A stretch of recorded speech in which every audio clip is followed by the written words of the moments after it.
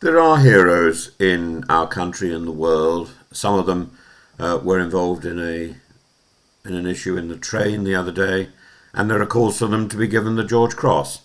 It's difficult to imagine, therefore, a greater betrayal of public trust than that of a senior officer fabricating an heroic military past. This is precisely the allegation against Nick Adderley, the former Chief Constable of Northamptonshire Police just down the road from where I live, who now faces charges of fraud and misconduct in public office after claims he lied about serving as Lieutenant Commander in the Royal Navy and participating in the Falklands War.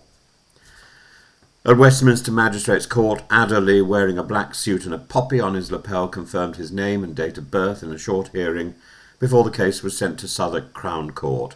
The district judge declared the charges too serious for the lower court, a rare move that underscores the gravity of the matter. He faces one count under the Fraud Act of 2006 and another of misconduct in public office. The allegations are frankly extraordinary.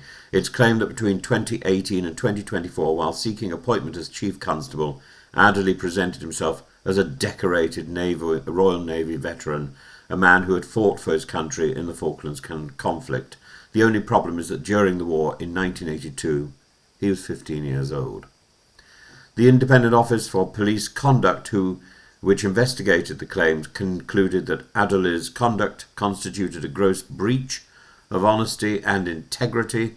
He was dismissed without notice in June 2024 and barred from policing for life. He should also be barred from teaching mathematics.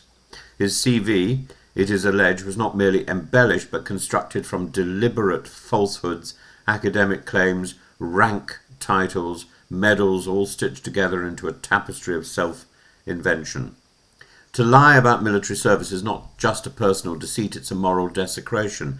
It insults the memory of those who actually served and died in the Falklands. When a public servant, a chief constable no less, wraps himself in the borrowed glory of the armed forces, he corrodes the credibility of the institution he leads. The police demand honesty from citizens, yet here stood a man accused of manufacturing honour for professional advancement. Adderley's fall from grace is emblematic of something broader, the fragile trust between the public and those sworn to serve it. Policing depends not only on the rule of law but on moral authority. A constable's warrant card, like a military medal, represents integrity. The accusation that a police chief counterfeited that symbolism for personal gain raises profound ethical questions about the selection and oversight of senior officers. Some may see this as a singular act of vanity, a man overreaching his status, but the damages to the system.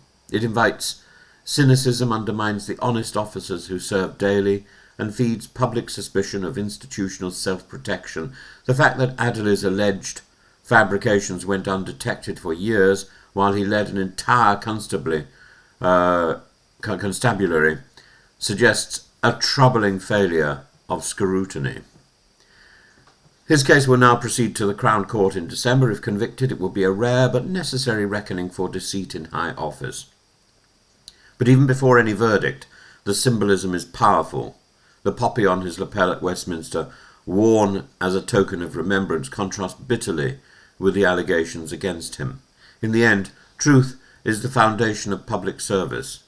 When those who police the truth become its violators, they not only disgrace themselves but wound the very idea of honour in public life. Nick Adderley's story, if proven, is not just a scandal of one man's deceit, but a lesson in the peril of forgetting that authority without honesty is tyranny dressed in uniform.